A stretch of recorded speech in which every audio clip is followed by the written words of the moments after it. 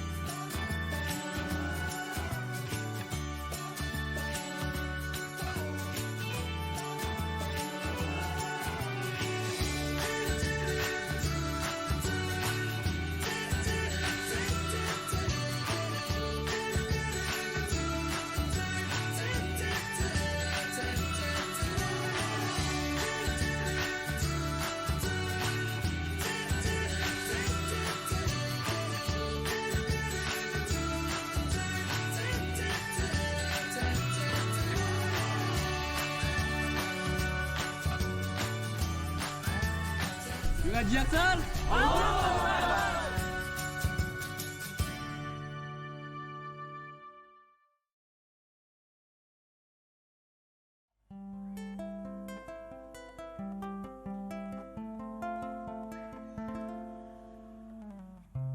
Kita tak lahir di tempat yang sama, bahkan hidup kita pun jauh berbeda.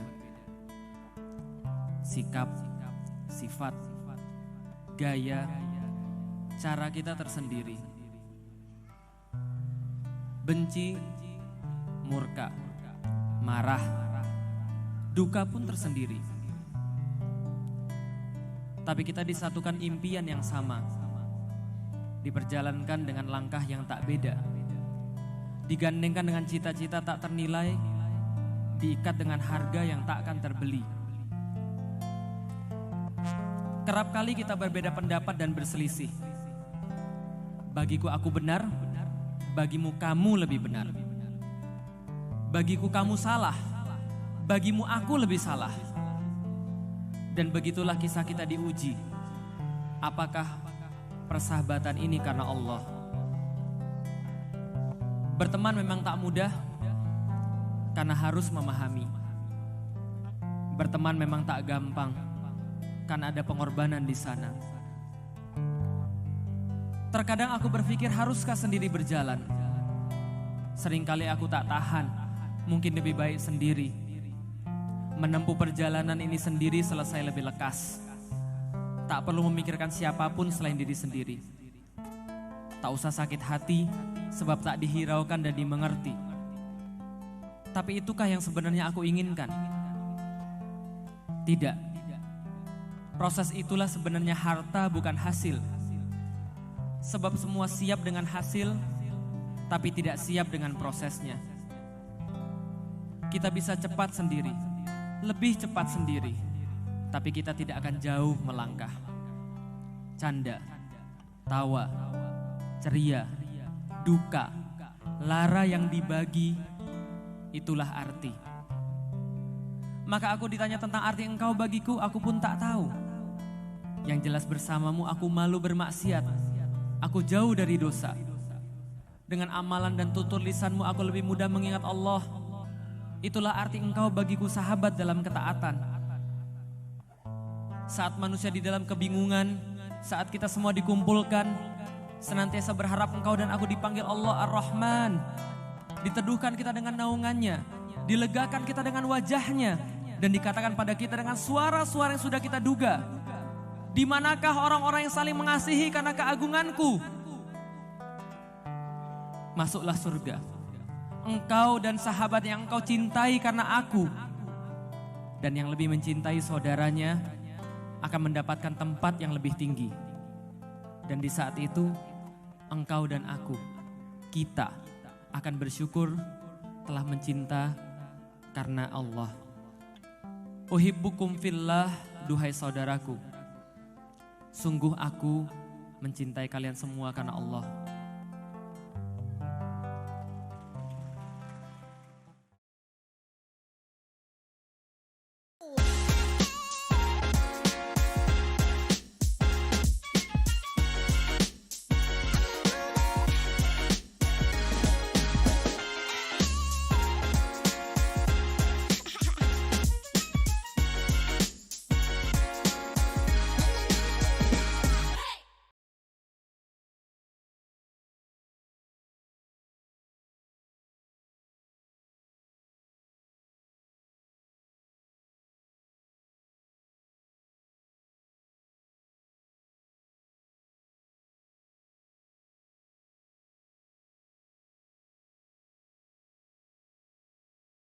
Alamin, nahmaduhu wa nasta'inuhu wa nastaghfiruhu wa na'udzubillahi min syururi anfusina wa min sayyiati a'malina.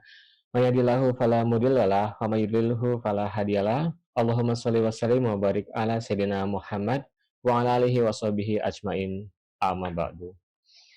Rabbi shrah li sadri wa yassir li amri wa hlul 'uqdatam min lisani yafqahu qawli. Teman-teman apa kabar? Alhamdulillahirrahmanirrahim. Hari ini kita bisa ketemu lagi di acara Weekend-nya Jaksel, walaupun tetap masih online karena ya kan pandemi masih berlangsung. Yang teman-teman yang mungkin ada rencana mudik di tahun ini pun juga terpaksa banget harus tetap stay di rumah. Ya, yang penting nanti silaturahmi tetap berjalan. Yang penting puasa Ramadan kita tetap berjalan dengan lancar. Dan yang penting juga kita bisa kumpul di sini, sama-sama cari ilmu, sama-sama cari pahala. Dan semoga ibadah Ramadan kita diterima hari ini dan sepanjang Ramadan ini diterima oleh Allah Subhanahu wa taala. Baik. Alhamdulillah puji syukur kehadirat Allah Subhanahu wa taala, kita semua dapat berkumpul lagi teman-teman. Again walaupun online ya. Karena banyak banget nikmat yang apalagi sekarang gitu ya di bulan Ramadan, nikmat-nikmat yang mungkin kita nggak pernah rasakan sebelumnya gitu ya. Bentuk ketenangan adalah nikmat, bentuk pokoknya banyak deh hal-hal yang kita nggak bisa jelaskan dengan kata-kata. Kita bisa dapet Ramadan aja tahun ini lagi, itu salah satu bentuk nikmat teman-teman. Jadi jangan sampai kita menganggap bahwa nikmat adalah hal-hal yang sifatnya material gitu. Anyway, salawat dan salam tidak lupa kita haturkan kehadirat junjungan kita, manusia terbaik, Rasulullah Shallallahu Alaihi Wasallam, kepada para sahabatnya, kepada para keluarganya, kepada para pengikutnya yang insya Allah istiqomah hingga akhir zaman, dan semoga kita adalah salah satu pengikut beliau yang juga insya Allah istiqomah dan mendapatkan syafaat beliau nanti. Amin amin ya rabbal alamin. Oke, ini udah lama ya, udah lama banget sih kita nggak ketemu, walaupun online aja udah lama gitu. Dan alhamdulillah sekali lagi kita bisa ketemu di tengah-tengah Ramadan di hari ke-11, 12 ya, saya lupa nih ya. Dan semoga teman-teman puasanya lancar sejauh ini, ibadahnya juga gitu ya, tanpa ada halangan satu apapun.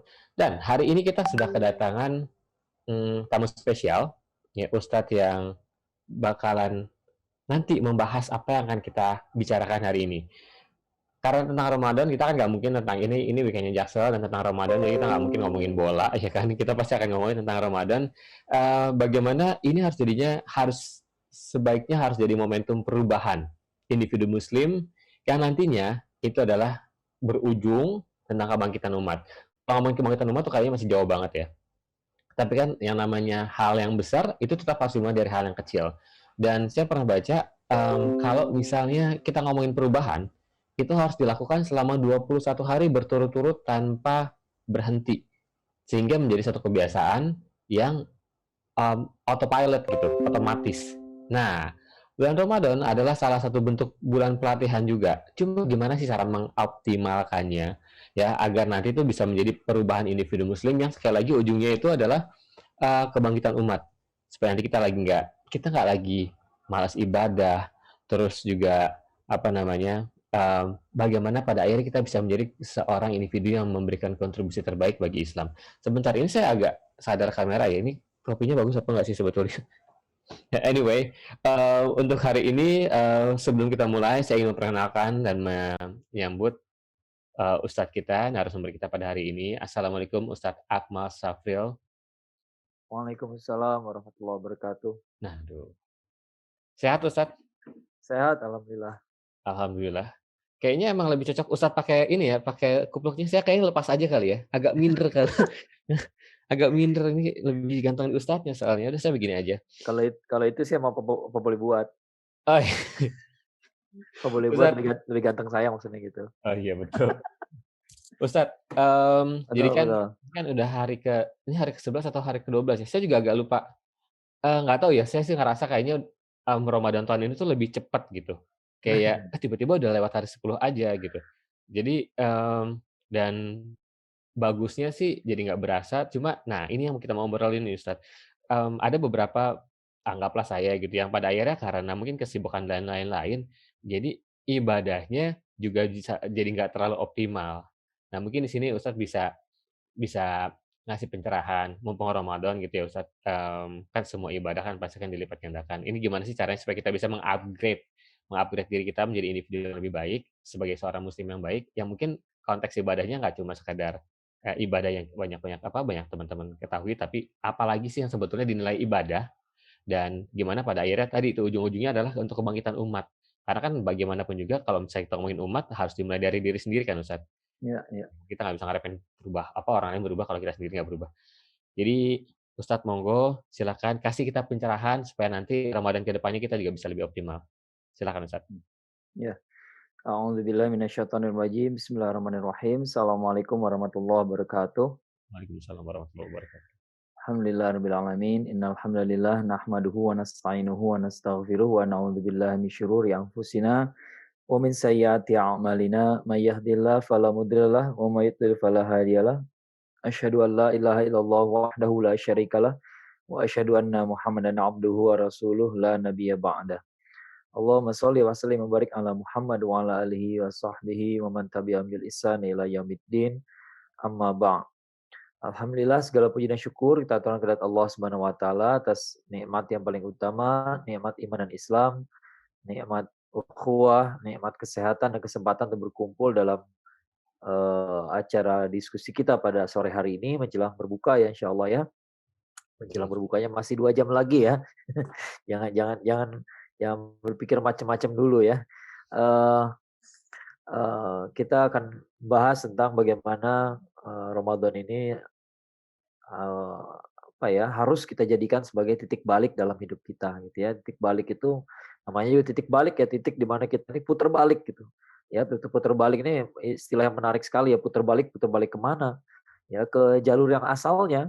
Ya, kenapa? Karena asalnya jalur kita udah benar. Ya, jalur kita benarnya yang harus kita pahami bersama, yang namanya manusia itu fitrahnya baik, ya. Artinya tadinya kita baik. Itu konsepnya yang benar gitu ya. Bukan tadinya kita jahat, enggak, tadinya kita baik ya. Kalau sekarang kita enggak baik, maka sebenarnya kita sudah melenceng dari jalan yang asalnya ya. Nah, tapi kembali ke jalur yang asal sebenarnya jadi lebih mudah kan sebenarnya. Ya, kenapa? Karena kita tinggal kembali saja. Kita kembali pada kondisi asalnya kita kembali pada hal yang sebenarnya cocok dengan kita sebagai manusia ya. Di situ kita mengerti bagaimana Islam itu agama yang fitrah. Ya, jadi kalau kita kembali pada Islam, justru nggak akan terjadi konflik dalam diri kita. Ya justru kita ini malah makin tenang, segalanya jadi lebih mudah gitu ya, lebih lebih lebih apa, lebih harmoni dalam hidup kita gitu ya.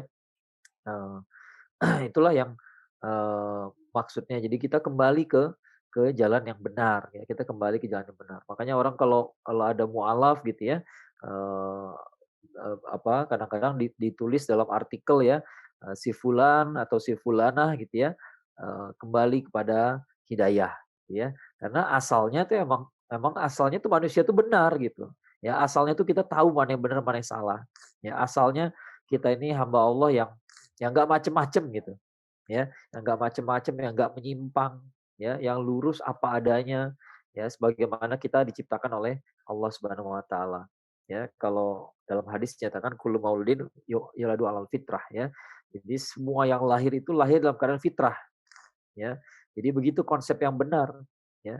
Jadi kita nih nggak perlu apa ya, nggak perlu mengubah diri kita menjadi pribadi yang tidak kita kenali sebelumnya, enggak gitu. Justru kita nih kembali pada diri kita yang sesungguhnya, yang sewajarnya, yang sepantasnya, yang kalau kita kembali ke situ kita, sebenarnya kembali ke jalan yang familiar gitu, ya, bukan jalan yang aneh gitu, ya. Misalnya apa sih, misalnya kita disuruh menjadi pribadi yang penuh kasih sayang gitu ya, itu bukan suatu konsep yang aneh bagi kita, karena kita waktu kecil dulu, kita ngerti kasih sayang. Ya, makanya pernah merhatiin nggak kalau namanya anak bayi ya, anak bayi, adik kita atau kalau di sini yang datang di sini kayaknya belum pada punya anak gitu ya, adik kita barangkali atau saudara kita yang masih kecil gitu ya, mereka nggak pernah milih orang tua loh, nggak pernah mereka milih orang tua ya, mereka nggak pernah lihat ada artis di TV, ganteng gitu, kaya raya gitu, lalu dia bilang, "Mendingan abi gue yang kayak begini aja deh." Ya anak kecil tuh nggak pernah kayak begitu gitu. Dia terima bapaknya apa adanya, dia terima ibunya apa adanya, ya. Dan dia ngerti bahasa kasih sayang, ya. Jadi itulah fitrah manusia, nggak rumit sebenarnya gitu ya. Jadi kembali ke jalan Allah itu bukan suatu hal yang rumit karena dia sesuai dengan fitrah kita, ya. Terasa rumit karena kita udah terlalu jauh barangkali, udah terlalu lama meninggalkan jalan itu barangkali ya. Makanya, ada sesuatu yang harus diperjuangkan gitu ya. Tapi sesungguhnya kalau kita kembali ke situ ya pasti kita akan merasakan ketentraman, ya. Bukan bukan malah terjadi kontradiksi, bukan malah terjadi apa, konflik batin gitu ya, enggak gitu, justru batin kita tuh nggak konflik, ya, nggak akan konflik ya. Bahwa nanti suatu hari misalnya kita pengen tobat gitu ya dari suatu maksiat gitu ya, ketika kita lagi tobat itu pasti rasanya enak gitu, itu udah pasti gitu, ya. Walaupun nanti suatu saat tergoda lagi, balik lagi gitu ya, tapi pada saat kita lagi kembali itu nggak bakal perasaannya tuh malah jadi nggak enak tuh nggak bakal. Ya.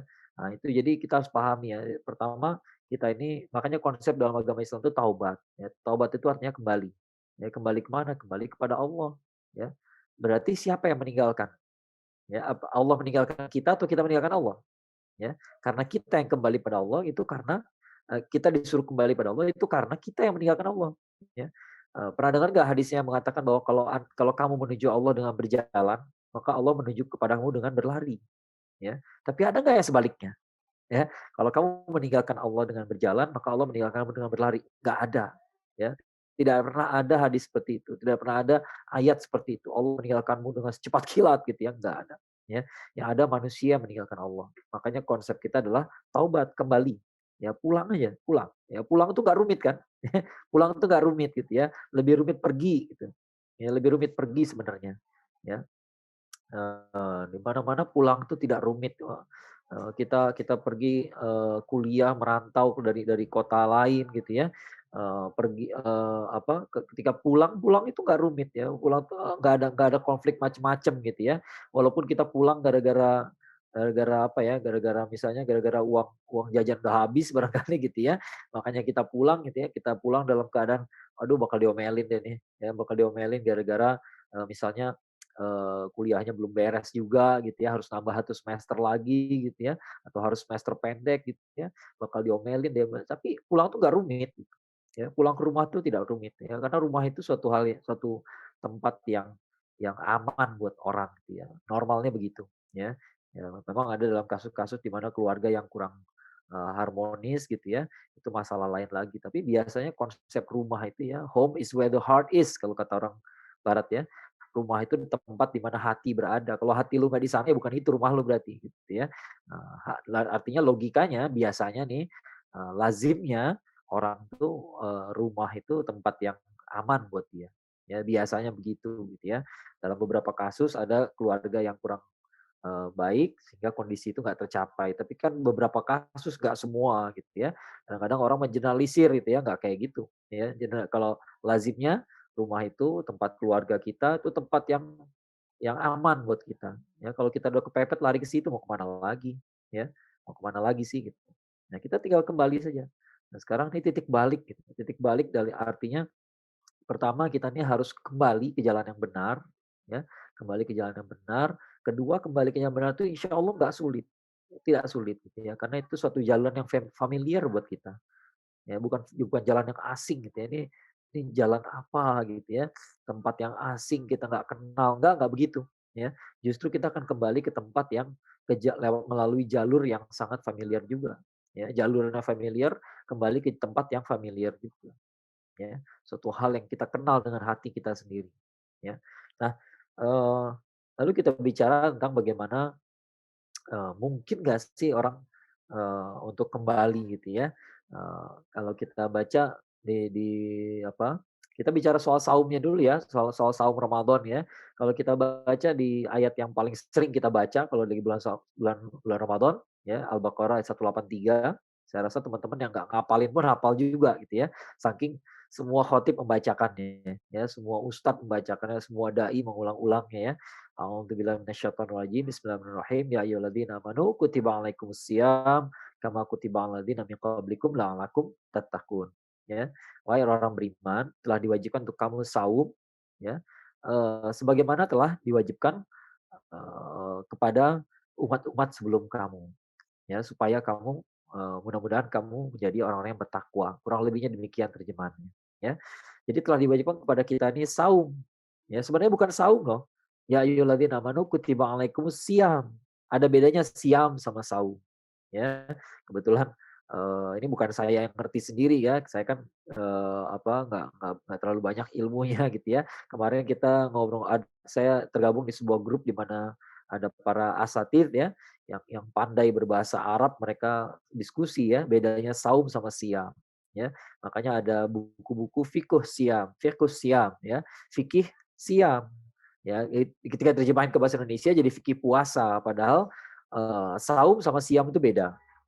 Saum itulah yang kita kenal sebagai puasa. Kalau siam, siam itu, termasuk juga kegiatan rohaninya, termasuk aktivitas rohani dari saum, ya. Jadi kalau saum itu tidak makan, tidak minum, tidak berhubungan suami istri dari subuh sampai maghrib, itulah saum, ya. Tapi kalau siam, makanya pembahasan siam itu, fikus siam itu juga melebar sampai kepada, kalau marah batal apa enggak, ya, kalau memaki orang hukumnya gimana gitu ya. Itu bukan hal yang membatalkan, tapi itu hal yang dibahas dalam fiqhus siam, ya. Jadi kita ini disuruh siam, ya disuruh siam bukan hanya tidak makan, tidak minum. Nah, itu salah kita sendiri kenapa kita menjadikan, puasa kita levelnya segitu gitu. Ya, salah kita sendiri barangkali gitu ya. Kenapa kenapa, puasa saya hanya lapar dan haus, ya pertama mungkin itu gara-gara, kita pahamnya segitu, ya. Padahal siam itu lebih dalam daripada kata saum, ya, mencakup saum dan, hal-hal yang bersifat ruhani di dalamnya, ya. Jadi yang namanya, menahan mata, menahan lidah, menahan perasaan, menahan telinga, menahan tangannya sendiri, menahan aktivitasnya gitu ya, dari yang nggak bermanfaat gitu ya.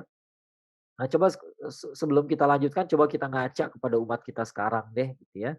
Kira-kira mereka saum apa siam ya. Sementara misalnya nih, ada tradisi yang namanya misalnya cucurak gitu ya. Cucurak ini ngapain sih? Saya kurang tahu juga sebenarnya aslinya gimana gitu ya. Barangkali ini bukan bukan yang apa, bukan bukan, tradisi aslinya ya, tapi yang datang berita ke saya gitu ya, bahwa cucurak itu kalau kata teman-teman saya, "Oh ini kita, merayakan makan-makan siang terakhir," gitu ya, makan siang terakhir sebelum bulan Ramadan nih ya. Jadi ternyata Ramadan buat dia jadi beban, ya Ramadan tuh setahun penuh nggak makan siang gitu ya. Karena itu lebih baik sekarang kita makan-makan sepuasnya, supaya kita nggak kangen sama makan siang gitu ya. Ya kalau cara memandang Ramadan, maka wajar Ramadannya nggak berhasil, ya. Kenapa? Karena Anda sebenarnya nggak suka sama Ramadan. Anda sebenarnya nggak suka kan, makanya Anda merayakan merayakan momentum di mana kita masih bisa makan sebelumnya, ya. Nah, ini definisi cucuraknya sampai pada saya gitu ya, nggak tahu kalau aslinya bukan begitu maksudnya gitu ya. Wallahu a'lam bishawab ya. Orang bisa mengatakan, "Ya ini silaturahim doang kok Ustaz." Iya, tapi, kenapa harus ada sebelum Ramadan misalnya gitu ya. Kan pertanyaan juga, kenapa nggak Syawal aja sih gitu. Ya masalahnya apa, kenapa harus Ramadan gitu. Ya takut nggak ketemu lagi. Kayak kayak pergi naik haji aja, kalau pergi naik haji kan bisa jadi nggak pulang lagi tuh gitu ya. Tapi ini kok takutnya kayak apa gitu ya, kayaknya, berharga betul makan siang gitu ya, sehingga ketika besok-besok kita nggak bisa makan siang, itu, sebuah peristiwa sangat penuh derita barangkali gitu ya. Wajar Ramadannya jadi nggak berisi karena Anda sebenarnya nggak suka sama Ramadan kayak gitu caranya, ya. Terus apa dengan acara apa kita isi Ramadan dengan ngabuburit misalnya, ya di kompleks rumah saya juga gitu tuh. Kalau udah jam 5 tuh ya, rame semua orang keluar rumah. Ya ngapain jajan ya, mending kalau jajannya sama anaknya, sama adiknya, sama pacarnya gitu ya. Jadi jadi puasa ya puasa, pacaran ya pacaran gitu ya. Mana lebih parah lagi gitu barangkali gitu ya. Nah jadi, ngabuburit ini ngapain gitu ya, eee, mereka saum apa siang? Ya.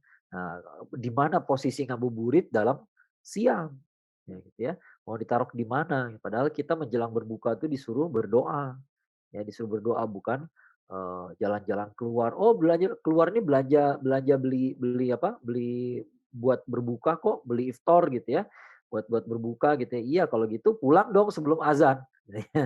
Ya nyatanya begitu udah azan masih pada di luar juga gitu ya, malah baru pada mulai ngebuka bungkusannya, nyampe ke sini nyampe ke rumah jam berapa, ya maghribnya jam berapa, ya, bukan bukan, di mana, ya apa, di mana posisinya dalam siang, ya. Jelas itu malah merusak siang sebenarnya, ya, mengganggu siang kita gitu ya. Makanya jangan heran kalau Ramadan ke Ramadan kok nggak ada perubahan ya, ya emang nggak ada perubahan jadinya gitu ya. Banyak yang nanya ke saya gini, "Sekarang Ramadan kurang semarak Ustaz, saya jadi kurang semangat nih gara-gara pandemi," gitu ya. Saya bilang, "Emang yang semarak tuh yang benar ya? Coba kita berani bertanya hal itu deh," gitu, ya. Yang semarak itu yang benar apa yang salah? Ya, mungkin yang lazim, yang biasa kita alami itulah Ramadan yang semarak, padahal dia bukan sesuatu yang benar, ya. Mari kita evaluasi lagi, benar nggak sih kita kerjain selama ini gitu ya. Dengan meramaikan Ramadan dengan perayaan, dengan makan-makan, dengan reuni, dengan ngabuburit, dengan cucurak, dengan kuis Ramadan setiap, sahur dan menjelang berbuka, dengan bercanda-bercandanya para selebriti menjelang berbuka, dengan, tausiah dan diselingi dengan atau lebih tepatnya, apa, konser diselingi dengan tausiah gitu ya. Kadang-kadang banyak dulu acara kayak begitu sebelum pandemi ini gitu ya. Kira-kira dengan cara itu Ramadan kita benar apa enggak ya? Di mana posisinya dalam siang ya? Kalau ternyata malah merusak ya wajar dong ternyata nggak ada perubahan. Ya wajar nggak ada gunanya juga, lewat ya lewat ada gunanya ketika Ramadan ya, bagaimanapun kita merasa lebih, lebih lebih baguslah ibadah kita di bulan Ramadan, tapi setelah itu hilang lagi, ya. Wajar, ya karena kita nggak pernah masuk dalam level siam barangkali. Selama ini kita masuk pada level saum saja, ya. Baru tidak makan, tidak minum, tidak batal insya Allah ya, tidak batal ya, tapi ya nggak terlalu membekas juga. Ya. Nah, mungkin itu masalahnya. Ya, saya ingin tadi bahas Al-Baqarah 183 itu pengen fokus pada masalah kama kutiba alal ladzina min qablikum. Ya, sebagaimana telah diwajibkan kepada umat-umat sebelum kamu. Jadi manusia itu yang Allah ciptakan ya dari manusia pertama, dari generasi pertama, dari umat Nabi Adam alaihissalam yang pertama banget gitu ya, dari keluarga Nabi Adam. Mungkin Nabi Adam alaihissalam bukan bukan umat kali sebutnya, keluarga kali gitu ya. Keluarga Nabi Adam alaihissalam sampai ke umat Nabi Nuh alaihissalam, sampai ke seterusnya sampai ke Nabi Isa alaihissalam gitu ya. Selalu ada yang namanya siam, selalu ada yang namanya puasa, saum gitu ya, selalu ada ya. Kenapa ada, walaupun bentuknya beda-beda ya, minimal kita tahu saum sebelum Rasulullah SAW, sebelum zaman Rasulullah SAW. Jadi yang dijalankan oleh Bani Israel dari zaman Nabi Musa alaihissalam sampai Nabi Isa alaihissalam kita tahu. Ya, kenapa? Karena Rasulullah SAW menjumpainya ketika di Madinah. Ya, apa yang mereka lakukan? Yang mereka lakukan pertama saum saum yang wajib itu bukan Ramadan, tapi saum setiap bulan, tanggal 13, 14, dan 15. Nah, itu yang sekarang kita jadikan Ayyamul Bid. Ya. Kemudian yang wajib juga buat mereka adalah saum di hari Asyura, ya. Nah, sekarang kita pun menjadikannya sunnah. Hanya saja kalau kita mau saum di hari Asyura, diselisihilah Bani Israel itu. Jadi kita tambah saum kita dengan sehari dan atau sesudah hari Asyura itu, ya. Jangan jangan cuma 1 hari itu doang gitu ya, maksudnya. Nah, tapi itu semua jadi sunnah. Sekarang yang wajib adalah saum Ramadan. Praktek saumnya juga beda. Kalau kita saumnya diawali dari apa? Diawali dengan sahur dulu, kemudian mulai start, tidak boleh makan adalah ketika azan subuh, ya. Baru boleh makan setelah azan maghrib. Ya, begitu azan maghrib berkumandang, Allahu Akbar, nggak harus sampai selesai la ilaha illallah gitu ya. Begitu udah Allahu Akbar, udah boleh kita teguk air ya. Dan kita disunahkan mempercepat ya berbukanya ya. Nah, kalau dulu gimana? Dulu nggak begitu. Dulu mereka saum sejak tidur ya, sejak tidur malam ya. Jadi ada beberapa orang yang apes gitu ya, berbukanya sama, maghrib gitu ya. Mereka maghrib berbuka, boleh makan, tapi karena seharian kerja capek, kerjanya di ladang gitu misalnya gitu ya, kecapean ya, jam 7 malam ketiduran. Jam 7 malam ketiduran, kebangun lagi jam 11 malam atau jam 10 malam gitu ya kebangun. Aduh, kebangun ya jam 10 malam kebangun, boleh makan nggak? Nggak boleh, sudah tidak boleh makan lagi. Ya, jadi Bani Israel itu saumnya sejak tidur, ya. Jadi bukan sejak sahur, ya. Pokoknya kalau mereka udah tidur malam, walaupun tidur malam jam 7 malam, kebangun jam 11 malam pun nggak boleh lagi sahur, nggak boleh makan, ya, sampai maghrib, ya. Makanya sahur itu penting karena itu membedakan kita dengan Bani Israel. Ya, itu beda gitu ya. Tapi poinnya adalah ternyata manusia dari awal sampai akhir, dari dulu sampai sekarang, dari umat pertama sampai yang terakhir ya, sampai umat akhir zaman itu diperintahkan untuk saum, ya. Di situ saya menangkap kesan bahwa memang saum inilah, apa ya, fitrah manusia. Itu yang membedakan kita dengan binatang misalnya, ya. Apa sih istimewa dari saum, ya, atau dari siam gitu ya. Pertama dari konsepnya dulu, ya konsepnya ini gimana sih? Binatang kan juga berpuasa, apa bedanya dengan kita saum? Beda ya, apalagi dengan kita siam gitu ya, beda ya. Bedanya apa? Binatang itu berpuasa, binatang juga ada berpuasa ya, kayak misalnya ulat berpuasa masuk ke pompong, keluar jadi kupu-kupu ya. Beruang kutub itu kalau, biasanya mereka kawin, sebelum musim dingin ya, sekitar musim gugur gitu. Kemudian, musim dingin mereka mulai menggali lubang, yang betinanya nih ya, masuk ke dalam lubang, kemudian melahirkan pada musim dingin. Ya, melahirkan musim dingin, sehingga ketika masuk musim panas, ketika udah hangat ya, musim musim mungkin bukan musim panas ya, musim semi dulu ya gitu ya. Setelah musim dingin berakhir, mereka akan keluar dari lubang itu, dan kondisi udah cukup hangat. Ya, makanya anak-anak mereka bisa bisa survive, kalau musim dingin nggak bakal kuat, ya. Nah, mereka tuh bisa berhibernasi sampai berbulan-bulan, ya, bisa berbulan-bulan induk beruang tuh nggak makan, nggak minum, tapi bisa menyusui terus. Ya, itulah hebatnya mereka gitu ya. Tapi itu semua karena insting. Nggak ada satupun beruang kutub yang berpikir punya jalan hidup yang lain. Nggak pernah gitu ya. Nggak ada ceritanya mereka berpikir, gimana caranya supaya saya bisa ngelahirin nggak harus musim dingin, ya. Gimana caranya saya ngelahirin musim panas aja. Jadi walaupun dalam lahiran saya bisa cari makan juga, nggak kedinginan di luar gitu ya. Nggak pernah berpikir begitu, ya. Nggak ada ulat berpikir, nggak usah jadi kupu-kupu lah, udah cukup jadi ulat lebih enak hidup jadi ulat gitu ya. Nggak ada berpikir begitu. Di usia tertentu mereka semua bikin kepompong. Ya, nggak akan ada pelanggaran di situ, ya pokoknya semuanya bakal begitu, ya. Itulah, binatang gitu ya. Bedanya apa dengan manusia yang saum ya, dengan manusia yang siam, bedanya adalah kita punya pilihan. Itu hebatnya manusia, ya. Jadi kita tuh nggak makan sekarang ini, bukan karena insting kita mengatakan demikian, bukan karena kita nggak mampu cari makan. Ya kayak beruang tadi kalau di musim dingin nggak kuat mereka cari makan, terlalu dingin, ya. Mereka tinggal di kutub gitu. Kutub itu nggak musim dingin aja dingin gitu ya, apalagi musim dingin. Ya mereka nggak mau keluar kalau musim dingin gitu ya. Mereka nggak kuat ya. Jadi mereka nggak makan itu ya karena memang kondisi tidak memungkinkan. Tidak mungkin kan berburu keluar di cuaca, kutub di mana lagi musim dingin pula gitu ya. Tapi manusia kita saum, padahal di dapur ada makanan.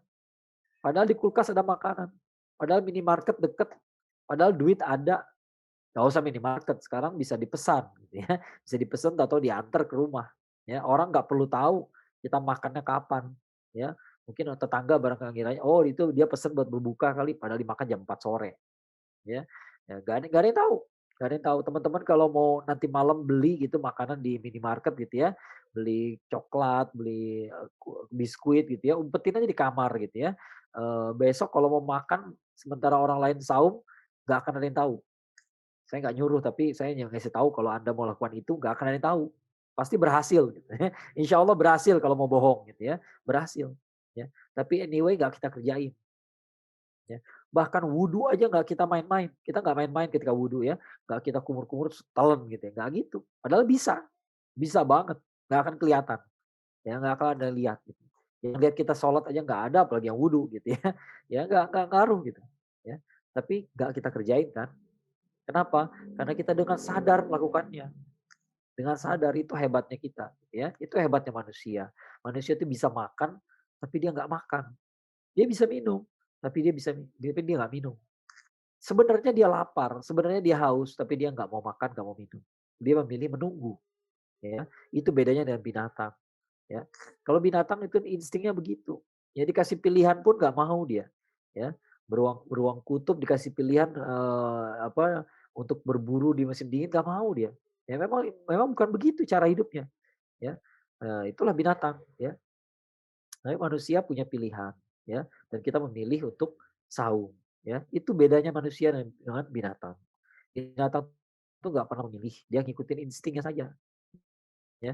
Apakah singa tuh makan tiap hari? Enggak, tidak loh.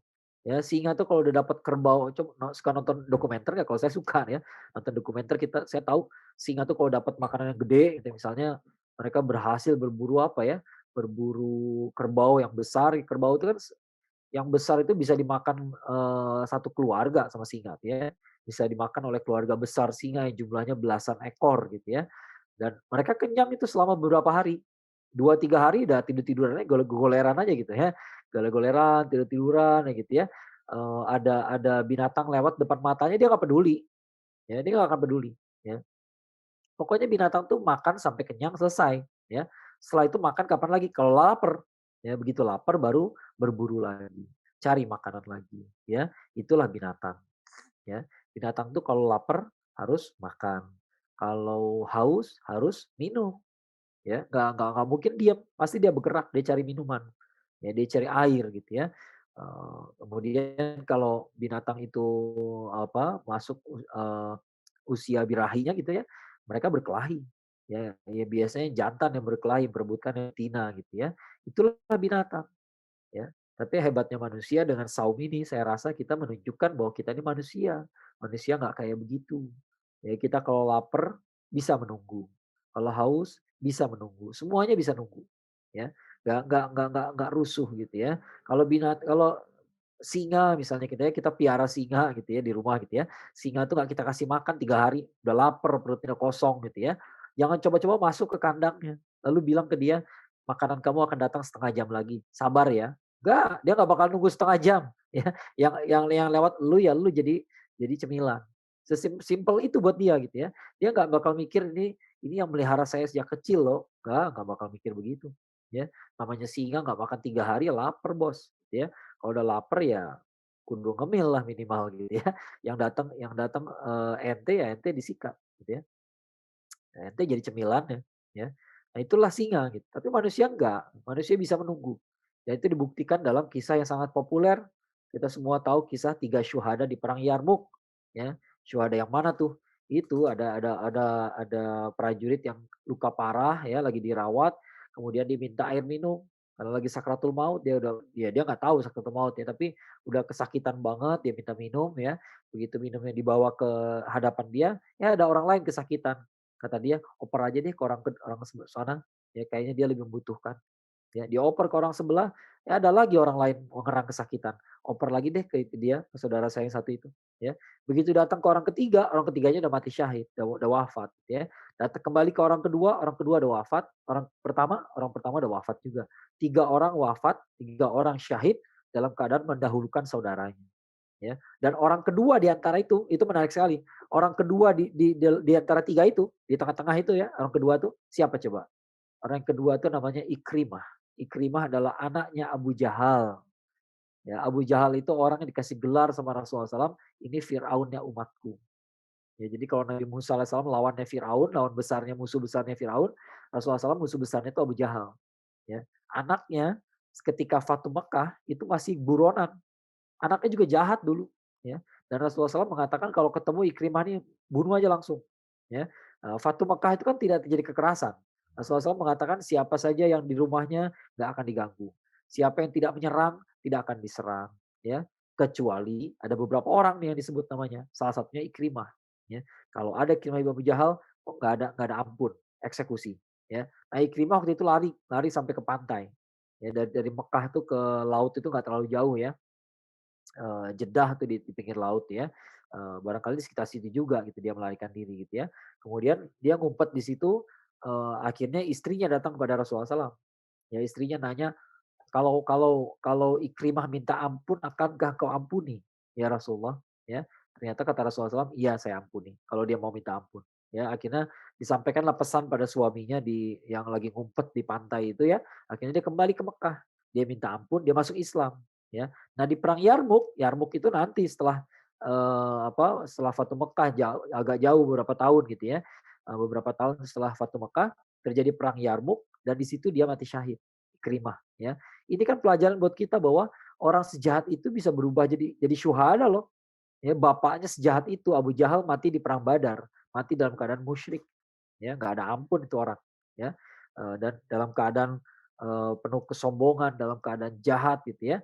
Jadi nggak baguslah nasibnya di akhirat. Ya, ternyata anaknya bisa jadi syuhada di perang Yarmuk. Syahidnya tuh cakep lagi kayak gitu tadi ceritanya.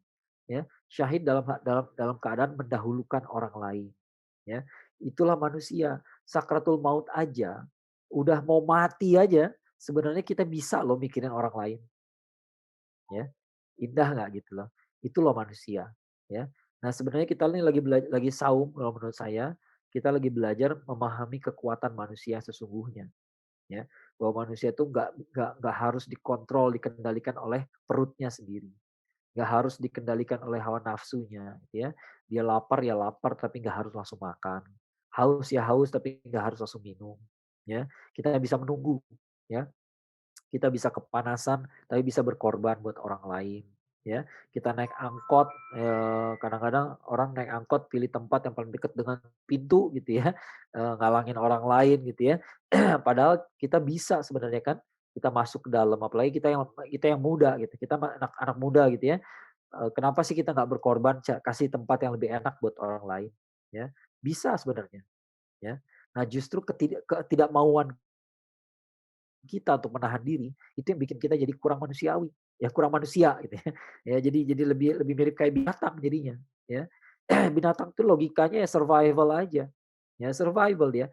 Dia ya, sekali lagi nonton nonton film dokumenter deh biar tahu binatang tuh kayak apa gitu ya. Kawanan kawanan wildebeest ya, wildebeest itu semacam kerbau gitu di Afrika tuh ya. Kalau mereka lagi bermigrasi ya, kan mereka nyebrangin sungai itu ya. Jadi ketika nyebrang sungai itu ada yang dilahap sama buaya kan, ya. Tapi ketika saudaranya dilahap sama buaya, yang lain, membantu nggak? Ya. Ya kadang-kadang ada yang membantu, tapi membantu itu ada batasnya gitu ya. Ya jadi begitu udah kelihatannya kayak udah nggak tertolong, ya udah tinggalin aja mereka, ya. Itulah binatang gitu, ya. Tapi manusia nggak begitu, ya. Manusia tuh, kalaupun sudah tidak tertolong sekalipun, ya tetap kita akan berjuang menegakkan keadilan buat saudara kita. Ya gitu kan manusia kan, ya orangnya udah meninggal, udah terlanjur dibunuh gitu, udah terlanjur kita nggak bisa berbuat apa-apa lagi, ya tapi kita bisa berbuat sesuatu untuk menegakkan keadilan. Kita bisa berharap pembunuhnya diadili, ya kita kejar pembunuhnya sampai dapat. Nah gitu ya. Ini bukan babnya dendam, ya tapi babnya menegakkan keadilan, ya. Ternyata manusia bisa kayak begitu. Ya itulah manusia. Kalau nggak begitu, ya bukan manusia. Nah, kita ini lagi saum, lagi belajar menjadi manusia, ya. Kenapa sih Ramadan bisa jadi titik balik? Ya karena kita memahami kekuatan kita, ya. Kalau udah kayak gitu kira-kira kekuatan kita tuh ruh apa jasad? Ya, ini konsep yang penting sekali yang perlu dipahami oleh teman-teman semua. Manusia tuh hakikatnya ruh apa jasad? Ya, manusia itu hakikatnya adalah ruh Betul. bukan jasad, ya. Kalau mau pakai dalil, kalau kita baca surat Al-Hijr misalnya di Al-Hijr ayat 28-29 kalau nggak salah ya. Di situ Allah menjelaskan manusia itu dibentuk dari tanah liat yang terbuat dari lumpur hitam yang diberi bentuk. Ya, dari lumpur hitam jadilah manusia. Setelah itu Allah tiupkan ruh ke dalamnya, baru malaikat disuruh sujud kepada mereka. Ya. Jadi malaikat itu baru disuruh sujud ketika lumpur hitam yang diberi bentuk ini udah punya ruh. Kalau nggak ada ruhnya, buat apa? Dia cuma lumpur hitam doang. Ya, nggak ada nilainya.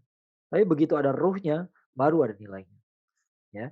Kalau pakai logika, ada pertanyaan, gimana logikanya manusia itu ruh apa jasad gitu ya. Kalau kata para filsuf muslim, jawabannya simple. Udah pasti ruh. Kenapa? Karena kita mengatakan ini sebagai apa? Ini tangan saya, ini hidung saya, ya, ini pipi saya, ya, ini jidat saya, ya. Tapi ini bukan saya, ya. Ini bukan saya. Saya itu siapa? Ya, kan sama aja kayak bilang ini HP saya gitu. Apakah ini saya? Bukan, ya. Ini HP milik saya. Ini tangan saya, ini jidat saya, ini hidung saya. Tapi ini bukan saya. Ya, saya itu adalah memiliki ini semua.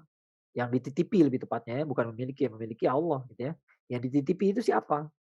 Ya, yaitu adalah ruhnya. Ya. Eee, Sehingga suatu hari kalau misalnya tangan ini suatu hari lumpuh, kalau suatu hari tangan ini putus, suatu hari jarinya tidak lengkap lagi barangkali gitu ya, apakah saya berubah jadi pribadi yang lain? Tidak, ya, Anda tetap Anda, ya, antum tetap antum, ya, tetap saja ini Akmal namanya gitu, nggak berubah. Kenapa kamu ganti nama? Karena tangan saya lumpuh. Enggak ada yang kayak begitu gitu ya. Tangan lumpuh ya masih orang itu juga, ya. Di Star Wars juga begitu kan, tangannya Luke Skywalker, putus, ya dia masih Luke Skywalker juga gitu ya. Naruto juga sama, tangannya putus juga. Ini kenapa tangan pada putus sih sebenarnya gitu ya, saya juga nggak tahu gitu ya. Tapi yang pasti tangan putus nggak bikin Anda jadi orang yang lain gitu, ya. Yang membuat Anda jadi orang lain itu adalah kalau ruhnya berubah, ya. Nah, ketika ruh sama jasad ini sifatnya berbeda, berbeda sekali. Jasad suatu hari bakal anti klimaks. Ya, nggak akan ada orang tambah ganteng ya terus, tambah cantik ya terus gitu ya, tambah kuat ya terus, nggak mungkin. Ya, di mana-mana atlet profesional 35 tahun udah mulai mikir tuh, mulai mikir cari cari penghasilan yang lain. Ya, atlet profesional 35 udah tua gitu ya. 40 jarang yang sampai 40 ya. Pasti atlet sampai 40 itu jarang banget. 37, 38 biasanya udah pensiun ya. Gak mungkin sampai usia 40 dia masih lebih lebih kuat daripada waktu dia 20 tuh enggak, berat gitu ya. Kalaupun ada, itu karena dulu waktu usia 20 dia sangat tidak fit. Nah, itu ada yang kayak begitu tuh ya. Ada yang waktu usia 20 dia sangat overweight gitu ya. Dia baru sadar di usia 40 dia olahraga, mulai olahraga, usia 40 dia bisa lari gitu ya. Dulu waktu 20 nggak bisa lari, itu karena 20-nya dulu parah banget gitu ya. Tapi normalnya, manusia normal biasanya lazimnya nih ya usia 40 tuh nggak lebih kuat dari usia 20. Di mana-mana udah anti klimaks, ya udah anti klimaks ya. Dan nggak bakal naik lagi gitu. Ya, nggak bakal usia 70 jadi tambah kuat, enggak gitu ya. Ya, itu jasad ya. Tapi ruh tambah tua bisa jadi tambah bijak ya, bisa jadi tambah bijak dan biasanya begitu. Biasanya begitu ya. Manusia itu begitu ya, usia 90 tahun masih tambah bijak, bisa ada orang kayak begitu. Ya banyak ya. Banyak orang seperti itu. Ya makin tua makin berisi. Nah gitu ya, makin berisi. Dulu dulu waktu mudanya amburadul, begitu udah umur 40 tahun udah mulai benar, 50 tahun tambah benar, 60 tahun ingat ingat mati ya, 70 tahun udah jadi orang soleh, gitu. 80 tahun udah nggak mikirin dunia lagi. Bisa kayak gitu. Ya sangat bisa.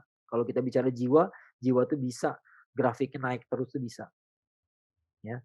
Jadi kalau Anda fokus pada jiwa, pada ruh gitu ya, kita bisa jadi pribadi yang luar biasa, yang sangat berbeda. Ya. Dan terakhir, kalau ruh dan jasad berpisah ketika dia mati, mati itu kan ruh sama jasad terpisah, kan, gitu, lepas gitu ya. Yang mati siapa? Yang mati sebenarnya jasadnya. Jasadnya jadi apa? Jadi busuk. Ya. Ruhnya jadi busuk nggak? Enggak. Ruhnya masih hidup, tapi di alam lain. Namanya alam barzakh, ya, alam kubur. Ya, tapi dia hidup. Kalau Ali bin Abi Thalib radhiyallahu anhu bahkan punya istilah yang menarik sekali, kata beliau apa, ketika hidup kita ini seperti mimpi dan nanti kalau mati kita bangun, ya. Jadi ketika hidup nih kita masih banyak menipu diri, kita masih banyak bermain-main dengan dunia, tapi sesaat setelah mati langsung kita tahu mana yang benar, mana yang salah.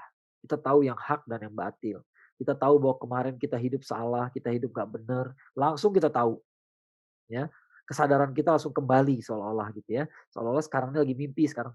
Sekarang ini kan lupa-lupa terus ya, sekali-sekali lupa, maksiat lagi, maksiat lagi gitu ya. Tapi begitu dicabut, nyawanya, ruh kita udah terpisah dari jasad, tiba-tiba kita nggak lupa lagi, ya tidak akan pernah lupa lagi, ya. Dan barangkali disitulah salah satu siksa kuburnya, ya.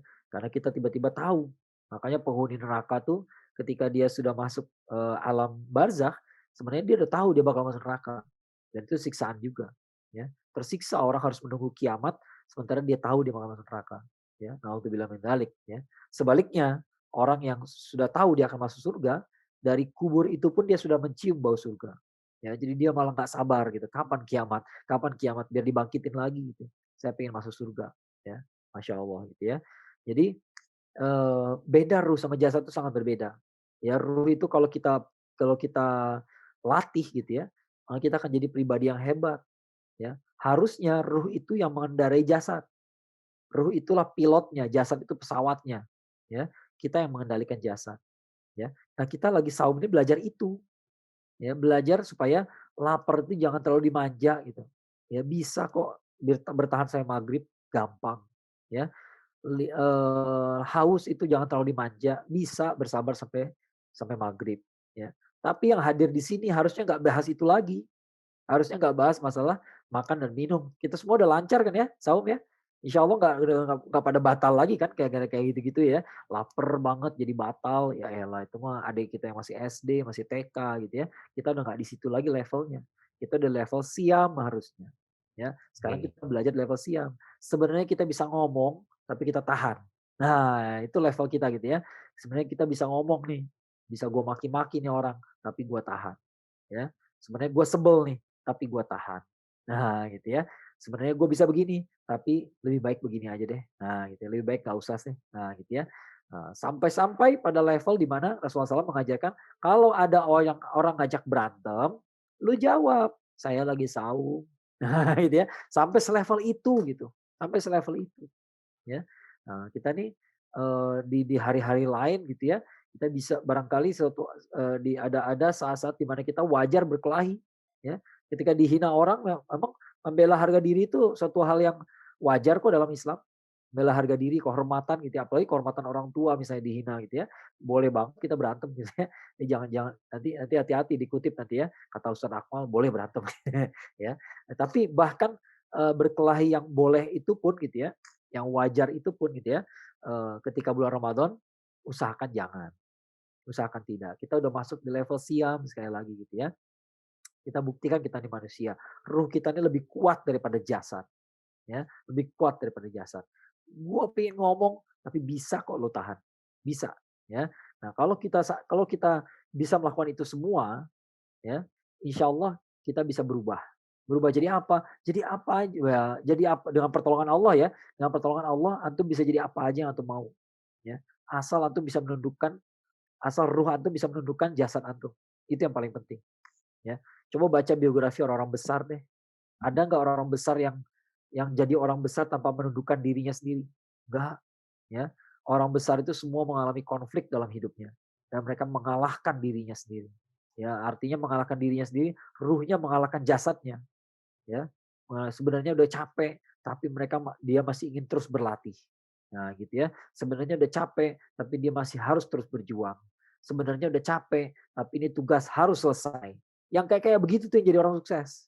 Ya, bukan orang sukses itu bukan, "Aduh capek, aku lagi nggak mood nih, udahlah besok aja lah." Ya itu mah nggak bakal jadi apa-apa. Nggak akan jadi apa-apa orang kayak begitu, ya. Ini gue mau ngerjain ini nih sebenarnya nih, mau ngerjain skripsi tinggal satu bab lagi, tinggal bab kesimpulan doang gitu ya. Tiba-tiba ya, nggak ada kopi, nggak ada kacang, udahlah besok lagi aja dah, gitu ya. Cuma gara-gara nggak ada cemilan nggak jadi ngetik gitu ya. Ya udah, nggak bakal jadi apa-apa orang kayak begitu mah, ya. Justru yang jadi sukses itu adalah orang-orang yang, eee nggak terlalu mikirin hal-hal kecil, ya. Gue punya target harus selesai ini gitu ya, ya udah harus selesai, ya. Wah gimana nih waktunya tinggal 1 hari lagi, berarti kalau mau ngerjain itu harus begadang dong entar malam, ya begadang dah. Nah gitu ya, yang kayak kayak gitu tuh bakal jadi orang orang sukses, ya, yang bisa mengalahkan dirinya sendiri. ya, atau lebih lebih tepatnya dengan bahasa kita gitu ya. Kalau diri sendiri kan masih belum jelas nih ya.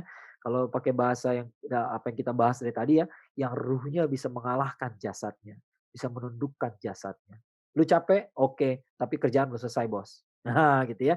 Lu capek, oke, belum selesai kerjaan bos. Ya, paksa dikit yuk, yuk bisa yuk. Nah, ya, sekarang orang ngomong kayak gitu ya. Yuk bisa yuk, gitu ya. Yuk bisa yuk, ya kerjain lagi yuk. Nanti kalau habis ini kita istirahat. Habis ini kita istirahat. Ya, habis ini kita istirahat. Banyak orang yang nanya ke saya, gimana caranya biar semangat Ramadan ya. Biasanya Ramadan semangatnya di awal doang gitu ya. Di akhir-akhir nggak semangat ya. Ya, nah kuncinya menurut saya adalah ketahuilah bahwa Ramadan itu akan berakhir ya.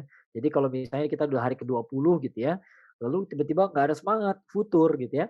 Katakan pada diri kita sendiri, tinggal 10 hari lagi, 9 hari atau 10 hari lagi. Kan 29 atau 30 hari kan? 29 atau 30 hari. Ya tinggal 9 hari atau 10 hari lagi, nggak akan lebih ya. Nanti setelah masuk bulan Syawal, kita istirahat.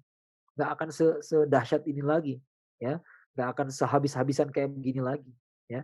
Maka sekaranglah saatnya kita ngabisin stamina kita, ya. Sekarang ini kita habis-habisan, ya. Kalau ngerasa capek, hitung aja, hitung berapa hari lagi, 10 hari lagi, paksain, paksa lagi. Berapa hari lagi? 7 hari lagi, paksa. Berapa lagi? 3 hari lagi. Berapa hari lagi? Sehari lagi. Masa sehari lagi mau kehilangan ya, hajar bos. Hari terakhir hajar, hari terakhir berantem kita gitu ya istilahnya gitu ya. Hari terakhir tuh harinya kita, sikat-sikatan gitu, mana target yang belum dapat ya. Target yang belum dapat mana, apa, tilawah belum kekejar 3 juz. Oke hari ini gua, apa yang terjadi ya harus kejar tuh 3 juz, ya. Kalau ngantuk gimana? Kalau ngantuk gua lari dulu atau keliling keluar gitu ya.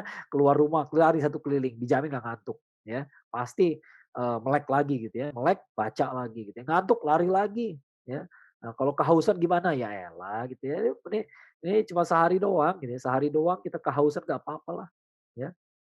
Sehari doang gitu ya. Itu jadi, kalau kita bisa lihat garis finishnya biasanya kita bisa lebih kuat berjuang. Ibaratnya lomba lari ya, kita lomba lari 10 kilo gitu ya. 3 kilo terakhir tinggal jalan aja udah nggak kuat. Jalan capek, tiba-tiba 1 kilo, 500 meter terakhir kelihatan garis finish. Ya, biasanya bisa bisa sprint tuh bahkan gitu ya, karena kelihatan garis finishnya. Ada garis finish sana, lari. Nah, kayak gitu ya. Jadi, apa, kembali kepada topik pembahasan ya, kenapa sih Ramadan ini bisa jadi titik balik sebenarnya buat kita ya, karena kita di sini melatih ruh kita, melatih ruh kita untuk menaklukkan jasad kita, ya. Kalau bisa tuh ruh kita lebih kuat daripada jasadnya gitu ya, bisa dia mengalahkan, menaklukkan, menundukkan jasadnya, antum jadi orang besar. Ya, gimana caranya? Ya itu terserah antum setelah ini, ya. Antum bisa menundukkan diri antum untuk supaya skripsi kelar semester ini. Antum bisa paksakan diri antum supaya lebih sehat, mulai sekarang gitu ya. Yang biasanya nggak pernah olahraga, sekarang membangun kebiasaan baru olahraga. Yang biasanya nggak pernah tilawah, sekarang jadi bisa biasa tilawah, ya. Pasti bisa, ya. Asal sekarang berlatih, ya. Nah, sekarang ini momentum kita berlatih, ya. Kalau antum sukses di sini, insya Allah, ya. Insya Allah, ke sananya bisa ya, walaupun dengan proses ya, bukan dengan keajaiban ya, tiba-tiba 1 Syawal kita jadi orang manusia yang baru, nggak kayak gitu ya, nggak kayak gitu, semuanya butuh perjuangan ya. Tapi kalau kita bisa mengalahkan jasad kita, insya Allah ya, insya Allah semuanya bisa ya. Saya coba sampai sini dulu, mudah-mudahan bermanfaat, saya kembalikan pada, Lucky, tafadhol. Masya Allah. Itu kalau dengar apa ya, dengar semua yang tadi barusan Ustadz Akmal bilang, kena gitu. Saya sih merasa semua poinnya dapat. Ini saya ada beberapa hal yang saya catat ya Ustadz. Dan sebenarnya saya pengen nanya, cuma nanti of course pertanyaan akan saya berikan dulu buat teman-teman yang di hari ini. Allow me untuk sedikit ngasih summary-nya. Yang pertama tadi Ustadz dan ini menurut saya ini menarik sih. Yang pertama adalah Ramadan itu titik balik ke jalan yang benar. Jadi balik itu nggak sulit gitu karena kita balik ke tempat dan cara yang ke tempat yang familiar. Ini kalau ada yang salah mohon dikoreksi ya Ustadz gitu. Dan pada dasarnya Islam adalah agama yang fitrah. Jadi ketika seseorang ketika seseorang ada yang mungkin sebelumnya bukan Islam dan kembali ke Islam, mereka adalah pada dasarnya kembali ke fitrah. Jadi Islam itu adalah agama yang fitrah yang tuntunan untuk manusia supaya kembali kepada fitrahnya. Dan Ramadan itu salah satu cara untuk kita kembali melatih supaya kita bisa lebih terbiasa dengan fitrah yang memang sudah dituntun, ya sudah diberikan tuntunannya oleh Allah. Terus tadi ada perbedaan antara saum dengan siam gitu dan bagi banyak hal. Cuma satu hal nih yang saya juga mau highlight, ini yang tadi Ustadz Akmal katakan di bagian akhir, kalau ada 2 hal. Pertama, waktu Ustadz Akmal tuh memberikan contoh, mana tadi? Ketika memberikan contoh Ikrimah, anak dari Abu Jahal, yang ternyata bisa loh menjadi seorang syuhada gitu, di akhiran di penghujung hidupnya. Terus kemudian, pada dasarnya Islam itu maaf, pada dasarnya Ramadan itu adalah latihan ruh untuk menundukkan jasad. Jadi kalau misalkan ruh kita, bisa ditundukkan oleh jasad kita, bisa kita latih, maka insya Allah kita bisa jadi orang-orang yang sukses. Karena pada dasarnya, manusia tuh di atas umur 40, ini buat beberapa teman-teman yang masih jauh sih ya, dari umur 40 masih jauh sih. Itu tapi kalau ada orang di umur 40, apalagi udah 70-an itu udah pasti nggak se-fit ketika mereka, umurnya di atas, 40 ya Ustadz ya? Ya. Kalau umur 70-an tuh mereka tuh rata-rata nggak fit. Mungkin kecuali Steve Rogers kali ya, tapi kan itu kan, itu nggak di dunia nyata, gitu. Dan, bagaimana kalau Ramadan itu adalah latihan bagi kita untuk kemudian menjadi orang-orang yang lebih baik, bila kita tahu bagaimana caranya mengendalikan, jasad kita dengan cara ya itu tadi, Ramadan adalah, peluang untuk itu. Kurang lebih seperti itu. Mmm, ini menarik sih, ini menarik dan teman-teman, saya sekali lagi saya bilang saya sebenarnya punya banyak pertanyaan, tapi saya buka sesi pertanyaan buat teman-teman. Tadi saya lupa bilang caranya gimana, silakan teman-teman pakai fitur raise hand atau kalau yang agak pemalu gitu ya, kayak saya tuh sebenarnya pemalu orangnya. Itu bisa chat aja, nanti, teman-teman kita nanti bisa dibacakan. Saya bacain pertanyaannya apa, nanti biar dijawab oleh Ustadz Akmal. Mumpung Ustadznya ada di sini ya, mumpung kita sama-sama cari ilmu nih, kalau teman-teman nggak ada yang mau nanya sih, saya duluan yang nanya, gitu. Jadi sekali lagi teman-teman silakan pakai fitur raise hand bila ada pertanyaan atau silakan chat, di kolom chat, nanti saya akan bantu untuk menanyakan pertanyaan itu. Ustadz, ini sebelum ada yang nanya, saya nanya duluan nggak apa-apa ya, Ustadz, ya? Ya. Oke. Ini ada yang menarik sih, Ustadz. Ini saya sebenarnya pengen tanya ini dari awal ketika Ustadz buka, ceramah di hari ini. Bahwa pada dasarnya Islam itu adalah agama fitrah dan, Ramadan itu adalah titik balik, gitu. Dan tadi sempat dibilang juga beberapa kali, balik itu nggak sulit, gitu. Karena pada dasarnya kita tuh balik ke tempat yang familiar dengan cara yang familiar. Pertanyaan saya, Ustadz, kalau emang balik itu nggak sulit, kenapa bagi banyak orang mungkin, dan saya salah satu orang yang sedang belajar gitu ya, kenapa kalau emang balik itu nggak sulit, kenapa dirasa berat ketika kita ingin, taubat atau berubah ke arah yang lebih baik? Apapun bentuk taubatnya ya. Kenapa berat banget gitu? Kan itu katanya familiar, itu kan tadi kan Ustadz bilang itu kan gampang. Terus letak gampangnya itu di mana tuh kira-kira? Ya, karena keseimbangannya udah terlanjur rusak duluan gitu. Jadi kita udah terlanjur menikmati, suatu kondisi yang lain di luar itu gitu ya. Kondisi di mana sebenarnya tidak seimbang ya. Jadi maksud saya begini loh, sebenarnya, yang membikin kita tuh enak, nyaman di jalan yang salah, itu apa sih? Itu namanya hawa nafsu. Ya itu namanya hawa nafsu. Nah, hawa nafsu itu udah terlanjur dikasih makan. Ya, kalau kata Imam Al-Ghazali nih, kata Imam Al-Ghazali, kalau manusia itu adalah sebuah kerajaan, maka rajanya itu adalah akal. Ya, rajanya adalah akal, pemungut pajaknya adalah hawa nafsu. Hawa nafsu adalah pemungut pajak. Ya, kira-kira kerajaan bisa berdiri nggak tanpa pajak? Nggak bisa. Tugas dia harus ngambil pajak. Ya, maka manusia itu harus ada hawa nafsu supaya bisa hidup. Ya, kalau dia nggak selera makan jadi apa? Ya mati. Gitu ya. Orang tuh mati kalau nggak ada selera makan gitu ya. Orang tuh mati kalau nggak ada selera, nggak ada bersemangat hidup tuh nggak bisa hidup gitu ya. Kalau dia nggak pengen menyelamatkan hidup, kalau dia nggak ada gairah lagi untuk melanjutkan hidup, dia mati. Ya, jadi hawa nafsu itu dibutuhkan untuk hidup. Ya. Tapi yang repot adalah ketika pemungut pajak yang tadinya pemungut pajak hawa nafsu ini jadi raja, itu yang repot. maka dia akan terus mengeksploitasi rakyatnya. Rakyatnya disuruh bayar ya terus gitu ya, sementara puasnya tidak.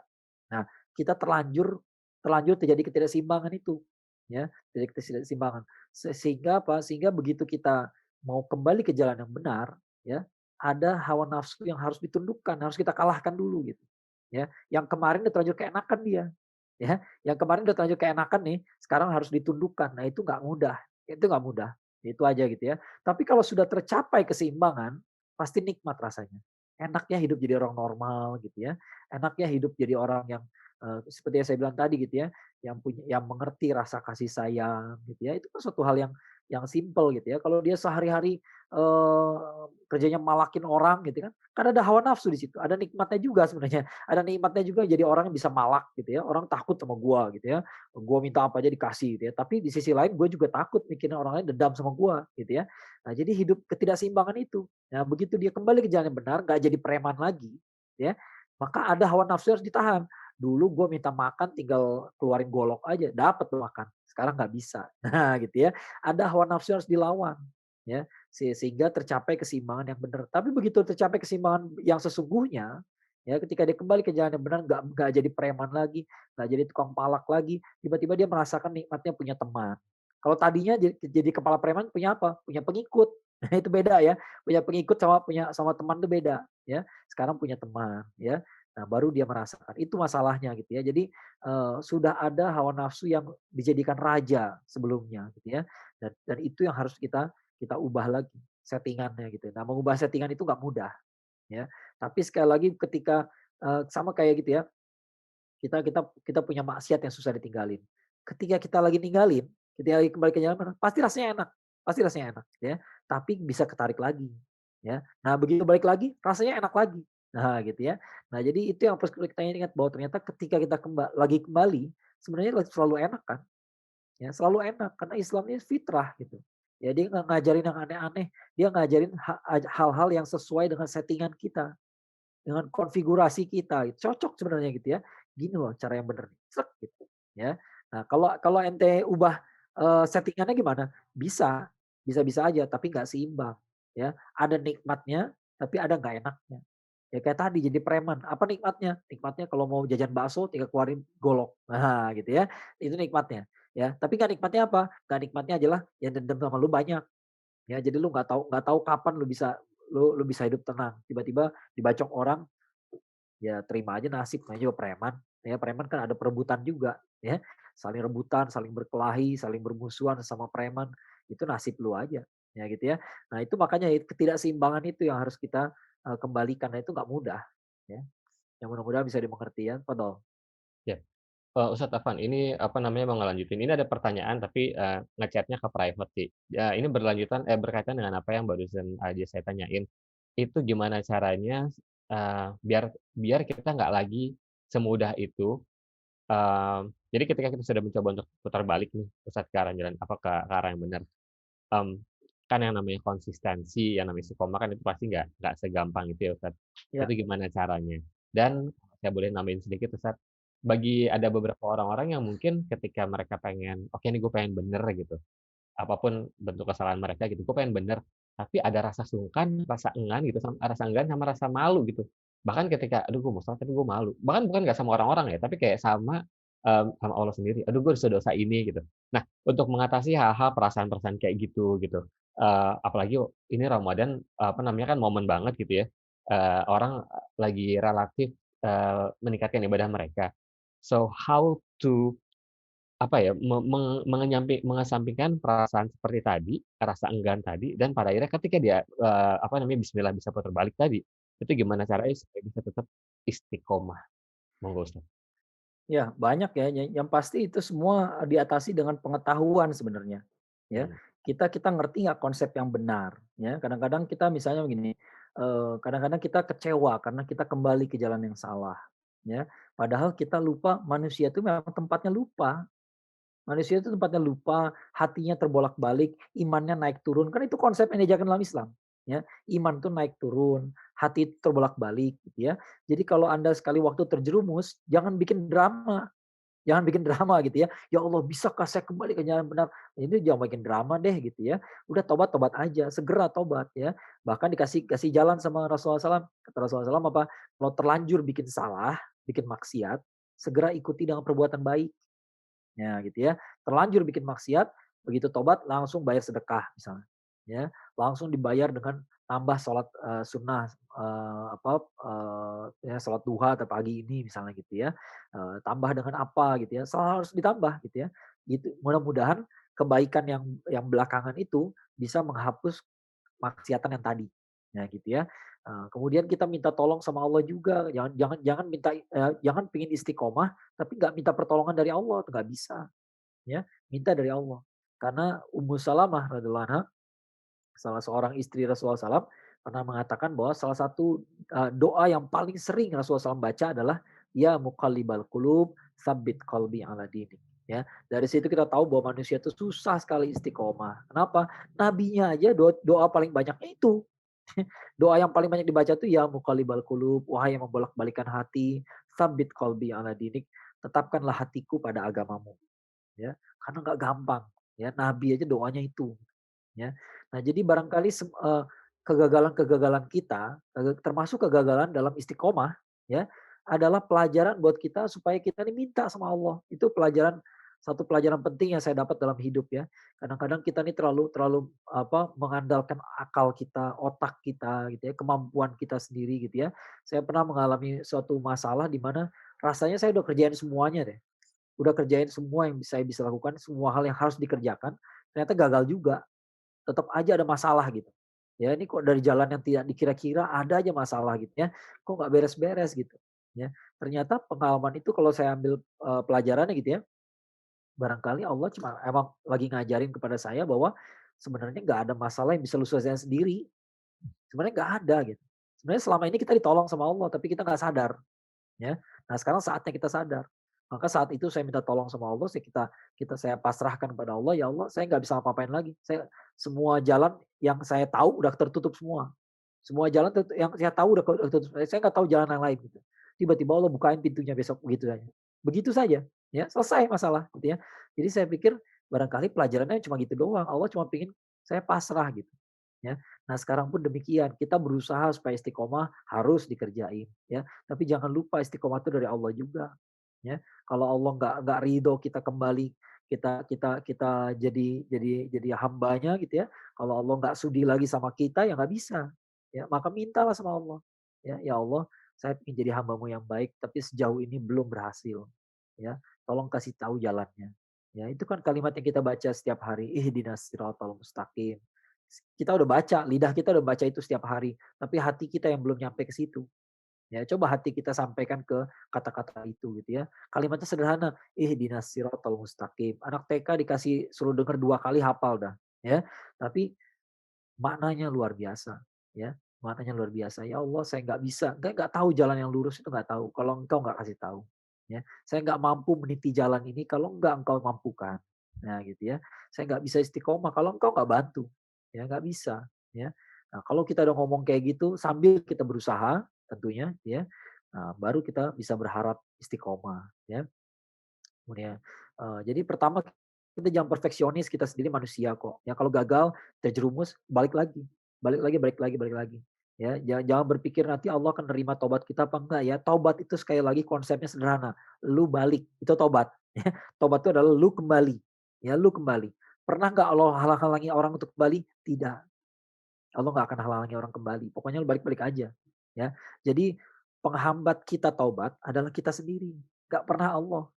Nggak ada hadisnya seperti saya bilang tadi ya, ada hadisnya kalau kita mendatangi Allah dengan berjalan, Allah datang kepada kita dengan berlari, ada. Tapi nggak ada yang sebaliknya. Kita meninggalkan Allah dengan berjalan, Allah ninggalin kita dengan berlari, nggak ada. Ya nggak ada, Allah nggak ninggalin kita. Allah nunggu kita di situ. Nunggu aja gitu. Nah kalau kita tahu konsep semua ini gitu ya, insya Allah kita nggak akan putus asa.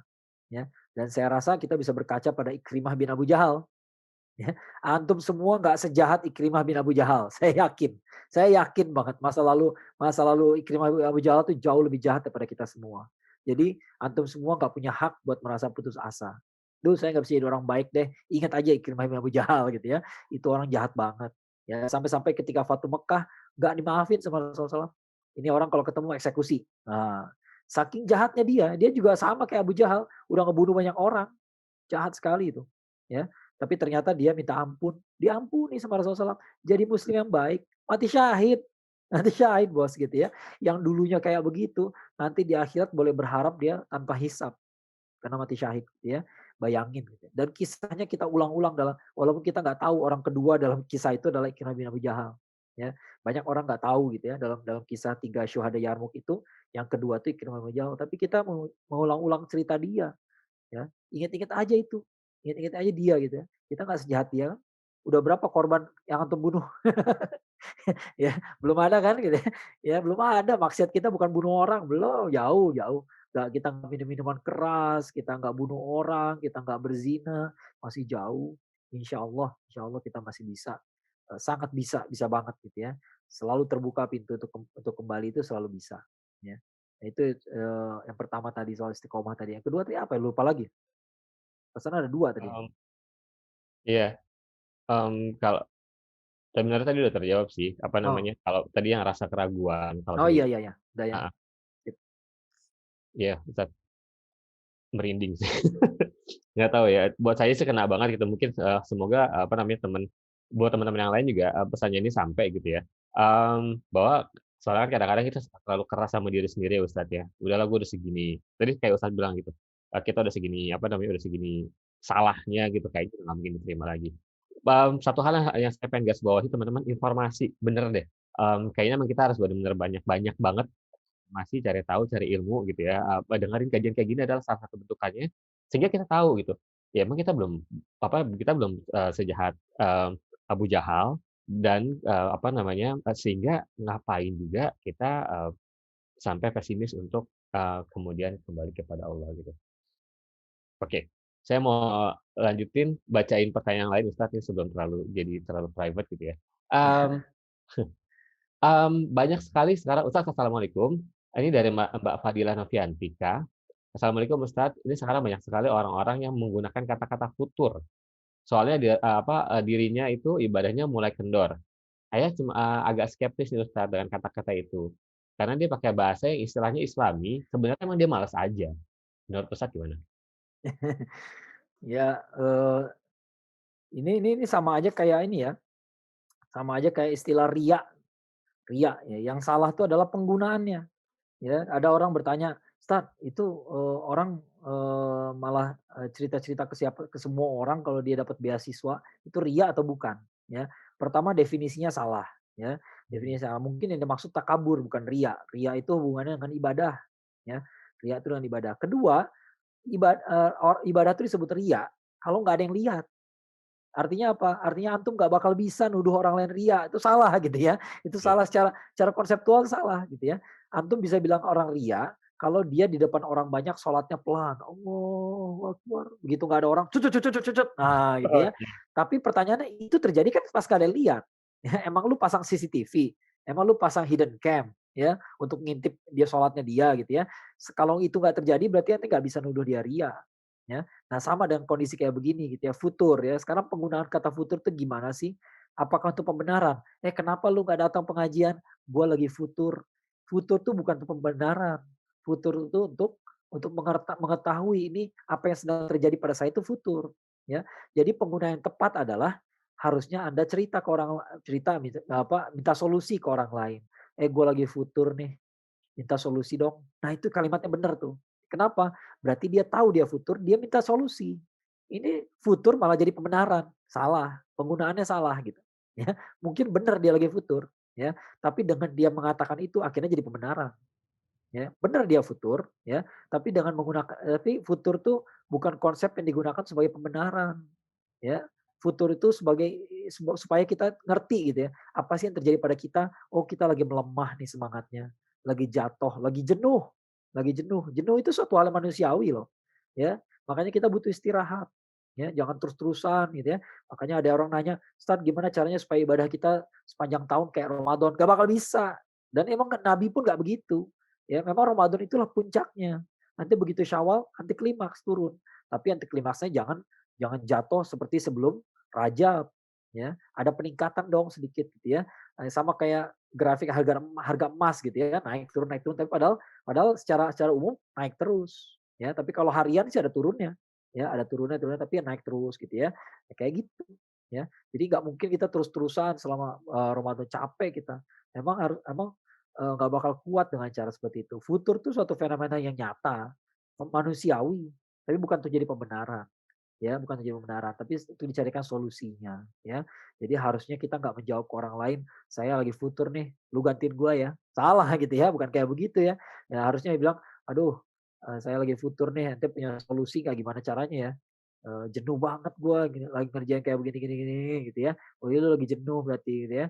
"Coba kita besok kita jalan-jalan ke gunung," misalnya gitu ya. Jalan ke gunung itu kan bagus gitu ya, daripada jalan-jalan ke mall gitu ya, jalan ke gunung lebih sehat gitu ya. Besok kita lari pagi, nah gitu ya, supaya tugas lu beres juga gitu ya. Jadi jangan sampai amanah kita tidak kita laksanakan dengan alasan pembenaran futur, nggak bisa. Kalau amanah harus dikerjain, ya.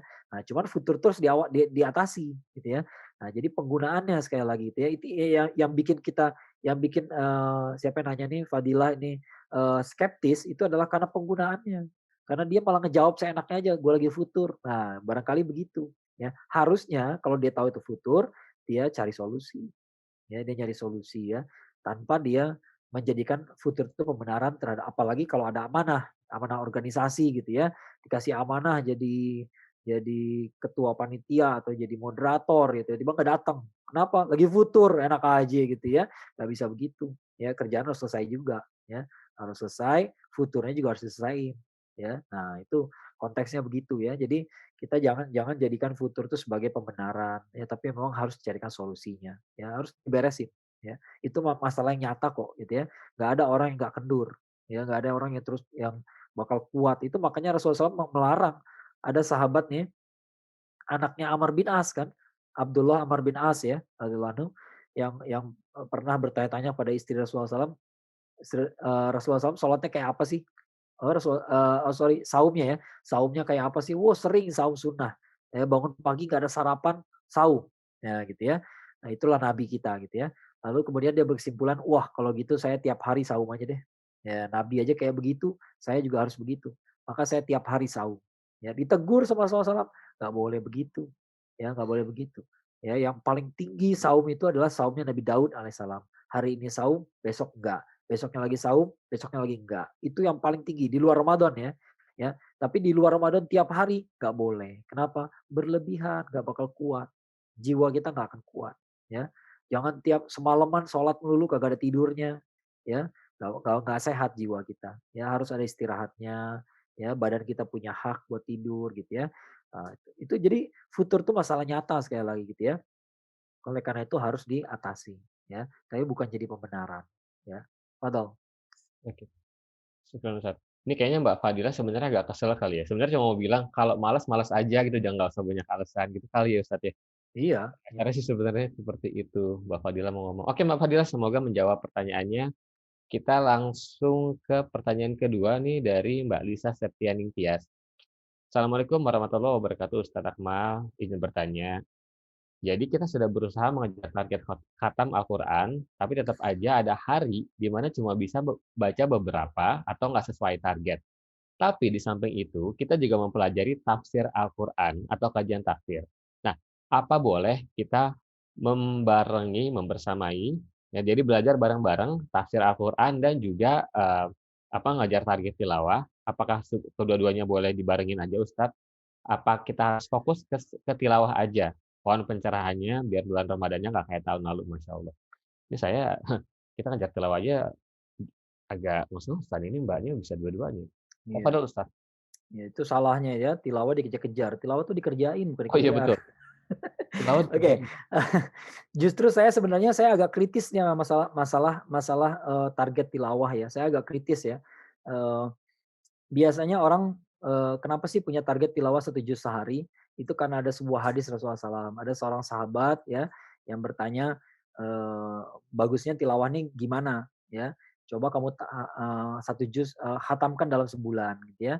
Dia bilang, "Saya bisa lebih dari itu." Ya. "Coba khatamkan dalam sepekan." "Saya bisa lebih dari itu." Ya. Nah, "Coba, dalam 3 hari." Ya, akhirnya segitu gitu ya. Itu yang paling tapi nggak ada ulama yang mengatakan itu batasannya. Ya nggak ada ulama mengatakan batasan, kan dulu Rasulullah SAW mengatakan dalam 3 hari. 3 hari itu udah cukup gitu ya. Udah bagus gitu ya. 3 hari bisa khatam, ya bagus lah, sehari 10 juz gitu ya, keren kan. Ya. Tapi apakah maksimal bolehnya 3 juz sehari? Apa, boleh 10 juz sehari itu tuh maksimal? Enggak, ternyata, kayak Imam Syafi'i, bulan Ramadan bisa khatam Quran 60 kali. Berarti sehari 2 kali dia khatam Quran, ya.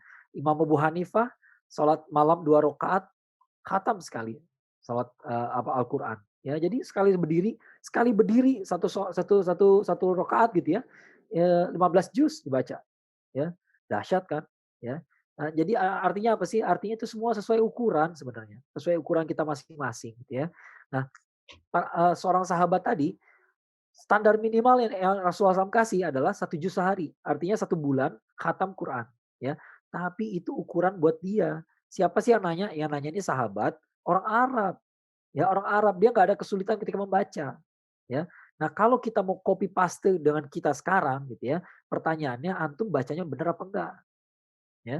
Jangan sampai gara-gara kita ngejar 1 juz sehari, tajwid berantakan semua, nggak boleh. Karena tajwid itu adalah adab kita terhadap Quran, ya. Itu penting sekali ya, guru tahsin saya dulu bilang gitu ya, tajwid adalah adab kita terhadap Quran. Jadi jangan sampai ngejar 1 juz, bacaan berantakan, itu salah. Ya. Jadi kembalilah pada ukuran kita masing-masing. Kita gimana sih bagusnya? Ya, dengan bacaan yang bagus dapat berapa? Ya, bagus dulu, benerin, benerin dulu gitu ya. Kecepatan nanti akan menyusul. Sama kayak belajar bahasa yang lain kan begitu juga ya. Bahasa bahasa Inggris gitu ya. Awalnya kan kita bahasa Inggris gak bisa cepet-cepet gitu, ya. Tapi setelah kita udah terbiasa, lama-lama jadi cepet sendiri gitu ya. Nah, kalau kita kecepatannya udah bisa ngejar 1 juz dengan bacaan yang benar, that's fine, bagus gitu ya. Itu bagus gitu ya. Nah, kedua yang saya kritisi, apa, Eee kembali ke tadi ya, jadi selain yang sahabat tadi kan orang Arab gitu, dia juga orang Arab gitu ya, artinya apa, pertama dia membacanya udah lancar, bacanya sudah lancar gitu ya. Kedua, atau bisa diasumsikan lancar gitu ya, karena dia orang Arab gitu ya, orang Arab baca Qurannya lancar, secara umum lancar gitu ya, walaupun tetap dia harus belajar tajwid juga gitu ya. Kemudian yang kedua, dia orang Arab karena maka dia mengerti. Maka dia mengerti, kenapa sih Rasulullah SAW membatasi 3 juz, 3 juz lagi, 10 juz dalam sehari atau ya 3 hari gitu ya, 3 hari boleh khatamnya gitu ya. Karena dalam hadis tersebut Rasulullah mengatakan, "Karena lebih dari itu kamu nggak ngerti apa yang kamu baca." Ya. Nah, itu batasan buat dia gitu ya. Nah, sekarang pertanyaannya, kita ngerti nggak yang kita baca gitu ya? Enggak gitu ya. Nah, saya nggak ingin menghalang-halangi orang kalau ngejar 1 juz sehari, saya nggak menghalangi itu gitu ya. Tapi kalau udah punya target segitu gitu ya, ya cobalah kejar dengan tajwid yang benar. Itu satu ya. Kedua, jangan ya, pertanyaan yang kayak gini nih muncul nih, karena seolah-olah kayak baca tafsir itu eh, kalah penting dibanding 1 juz seharinya. Enggak loh. Tidak, gitu ya, itu juga penting. Ya, itu juga penting gitu ya. Jadi jangan merasa rugi gitu ya. Kalau menurut saya, mungkin kita harus mengkalibrasi ulang nih kira-kira yang pas gimana ya. Ya, kira-kira yang pas buat saya gimana ya. Apakah saya tilawah doang tanpa baca tafsir sama sekali? Atau tilawahnya barangkali setengah juz aja deh, setengah juz gitu ya, tapi setiap hari saya baca tafsir Quran. Bisa setengah juz nggak tafsir Quran? Nggak bisa biasanya. Tafsir Quran, kalau tafsir kan lebih lebih panjang daripada terjemahan ya. Ya tafsir barangkali 2 ayat kali, 2 ayat doang selesai gitu ya, 2 ayat selesai tuh kajiannya bisa panjang tuh, ya, panjang. Jadi saya punya disiplin misalnya gitu ya, sehari setengah juz baca tilawah gitu ya, sisanya baca tafsir sekian. Menurut saya itu bagus gitu ya. Jadi jangan jangan kita terlalu terfokus pada ngejar target, 1 juz sehari, tilawah doang gitu ya. Tilawah melupakan tajwid, padahal tajwid itu harus didahulukan daripada tilawah, daripada ngejar target tilawah gitu ya. Kemudian selain, membaca juga harus mengerti ya, maka kajian-kajian juga harus dikejar, tafsir-tafsir Quran juga harus dibaca gitu ya. Nah, jadi itu juga penting kok gitu ya. Jangan kecil hati ya. Saya agak agak kritis terus terang, karena kita di Indonesia banyak yang fokus pada jumlah tilawahnya, ya. Padahal ada hal-hal lain yang juga tidak kalah penting. Ya, Fadol. Baik, Ustadz. Oke, baik. Alhamdulillah, tadi semoga buat Mbak Lisa Septianing Tias, semoga itu menjawab pertanyaannya dari Mbak Lisa ya. Sebenarnya ada satu pertanyaan lagi Ustadz, tapi, apa namanya, saya kayaknya waktunya juga yang sudah, tidak memungkinkan untuk menjawab satu pertanyaan lagi. Jadi untuk Mbak Fathia mohon maaf banget, nanti pertanyaannya akan dijawab mungkin either di Japri atau, via DM, Instagram ya Mbak, pertanyaan dari, jawaban dari pertanyaan Mbak Fathia. Baik Ustadz, karena sudah hampir jam 5:30, sebentar lagi kita buka dan mungkin juga Ustadz mau siap-siap, yang lain juga mungkin teman-teman mau siap-siap. Jadi, saya minta izin sekali lagi untuk sedikit merangkum apa yang menjadi pembicaraan hari ini, bahwa Ramadan adalah titik balik, dan balik itu nggak sulit gitu ya, karena kita kembali, lagi ke tempat yang familiar, dan pada dasarnya Islam itu adalah agama yang fitrah. Jadi pada dasarnya Ramadan adalah melatih kita untuk menjadi manusia yang kembali kepada fitrahnya. Dan, mmm, saum Ramadan itu, adalah bentuk latihan juga untuk kita, ruh, untuk kita melatih ruh kita untuk mengendalikan jasad kita. Karena pada dasarnya orang-orang sukses di luar sana, siapapun mereka dan apapun agamanya, adalah orang-orang yang bisa mengendalikan ruh mereka, membuat ruh mereka mengendalikan jasad mereka. Jadi nggak gampang mengikuti apa yang jasadnya inginkan, gitu. Dan dengan izin Allah, insya Allah Ramadan itu bisa jadi titik balik, bagi kita semua, dan bila kita, juga menjadikan Ramadan ini adalah sebagai, tempat untuk, berbuat baik, untuk bertobat. Jangan pernah beranggapan bahwa kita ini sudah terlalu banyak dosa gitu ya, sudah terlalu, banyak khilafnya sehingga kita berpikir Allah nggak mungkin maafin. Karena, Ikrimah, anak dari Abu Jahal aja pun dimaafkan dan malah mendapatkan kesempatan syahid. Jadi, kita insya Allah masih punya kesempatan jauh lebih besar. So, don't be too hard on yourself, don't be so hard on ourselves. Ingat, Allah nggak pernah ngejauhin kita, tapi mungkin kitanya yang sering ngejauhin Allah. Oleh karena itu teman-teman banyak-banyak baca informasi, banyak-banyak kumpul dengan teman-teman yang bisa memberikan informasi yang positif dan, juga bisa memberikan informasi yang, lebih lengkap tentang Islam, ya.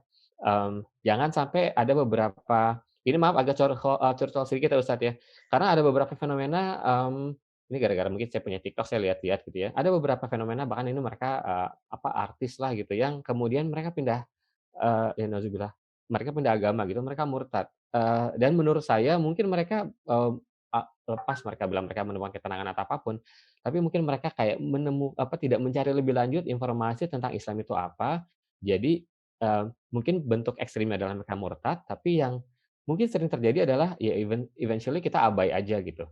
Jadi orang yang walaupun mungkin bukan ateis ataupun bukan agnostik, tapi kita bersikap seperti itu. Jadi teman-teman kalau emang nggak tahu cari tahu. Sama kayak tadi Mbak, siapa tadi bilang tuh, intinya kalau misalkan emang males, ya jangan jadiin alasan gitu. Kalau emang nggak tahu kita cari tahu. Gitu. Mungkin kurang lebih seperti itu Ustaz, atau ada yang mau ditambahin nggak kira-kira buat penutup? Cukup lah ya, insyaallah. Cukup baik. Cukup. Ustadz, buat Ustadz Akmal terima kasih banyak, syukron jazakallah buat waktunya, buat kesempatannya untuk, mau berbagi ilmu kepada kita semua. Buat saya sih ini, eye opening banget dan strong reminder bahwa memang, Ramadan itu adalah momen, pelatihan dan juga titik balik gitu, untuk kita semua menjadi orang-orang yang lebih baik dan kembali kepada fitrahnya. Ustadz, afwan sebelum, kita selesaikan, boleh nggak Ustadz kasih doa buat kita semua di sini? Ya, kita awali doa kita dengan Ummul Quran ya, surat Al-Fatihah. A'udzubillahi minasyaitonirrajim. Bismillahirrahmanirrahim. Alhamdulillahirabbil alamin. Rahmanirrahim. Maliki yaumiddin. Iyyaka na'budu wa iyyaka nasta'in. Ihdinas siratal mustaqim. Siratal ladzina an'amta 'alaihim ghairil maghdubi 'alaihim waladdallin. Amin. Allahumma shalli ala Muhammad wa ala ali Muhammad kama shallaita ala Ibrahim wa ala ali Ibrahim innaka Hamidum Majid. Wa barik ala Muhammad wa ala ali Muhammad kama barakta ala Ibrahim wa ala ali Ibrahim innaka Hamidum Majid.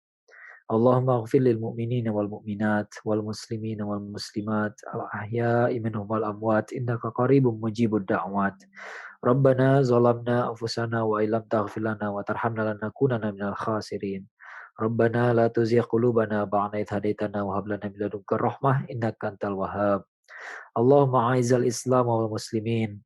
Allahumma ajirna minan nar. Allahumma ajirna minan nar. Allahumma ajirna minan nar.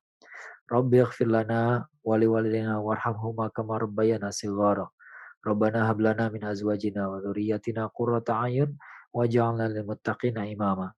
Rabbana atina fid dunya hasanah wa fil akhirati hasanah wa qina adzabannar. Subhana rabbika rabbil izzati amma yasifun wa salamun alal mursalin walhamdulillahi rabbil alamin. Alhamdulillahirabbil alamin. Amin amin ya rabbal alamin. Syukran jazakallah Ustaz, sekali lagi terima kasih banyak atas kehadirannya. Teman-teman, bila teman-teman di sini tadi yang sudah menyimak dari awal hingga akhir dan ingin memberikan kesimpulannya, feel free untuk bikin resume di story, dan boleh tag Yuk Ngaji dan juga Yuk Ngaji Jaksel, dan pastinya jangan lupa untuk nge-tag Ustadz Akmal di Malakmal. Bener ya Ustadz ya? Iya. Akmal. Iya. Gitu.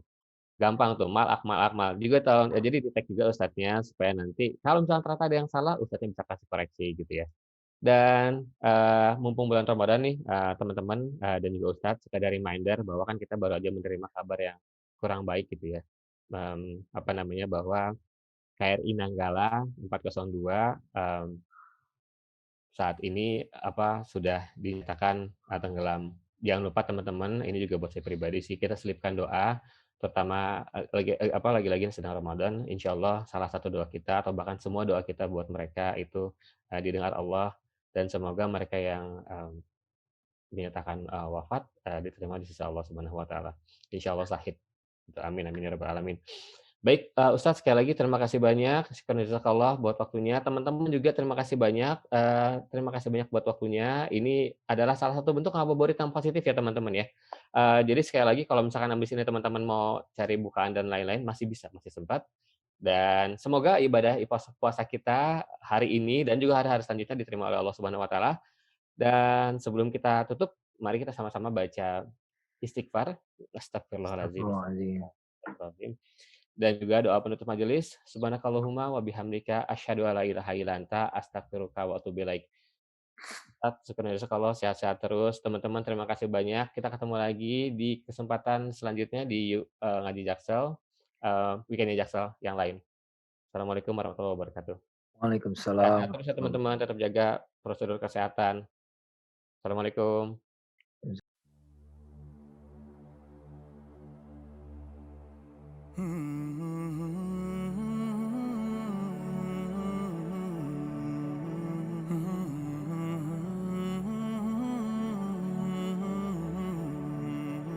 Maulaya salli wa sallim daiman abadan ala habibika khairil khalqi kullihim. Maulaya salli wa sallim daiman abadan ala habibika khairil khalqi kullihim. Muhammadun sayyidul kaunaini wa faqalain. Muhammadun sayyidul kaunaini wa faqalain. Wal fariqaini min urbin wa min ajami. Maulaya salli wa sallim daiman abadan ala habibika khairil khalqi kullihim. Maulaya salli wa sallim daiman abadan ala habibika khairil khalqi kullihim. Udzita fillahi lam tuhzan wa lam tahimi. Udzita fillahi lam tuhzan wa lam tahimi. Hatta ghadad ummatal islami fi nujumi. Maulaya salli wa sallim daiman abadan ala habibika khairil khalqi kullihim. Maulaya salli wa sallim daiman abadan ala habibika khairil khalqi kullihim. Habiballah Rasulullah imamal mursalin. Habiballah Rasulullah imamal mursalin. Sarata min haram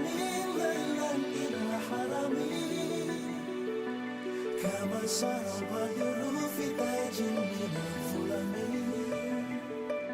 ساريت من حرمي ليلا إلى حرمي كما سار البدر في تاج من الظلم وبت تنقى إلى أن نلت منزلة وبت تنقى إلى أن نلت منزلة من قامك سيدة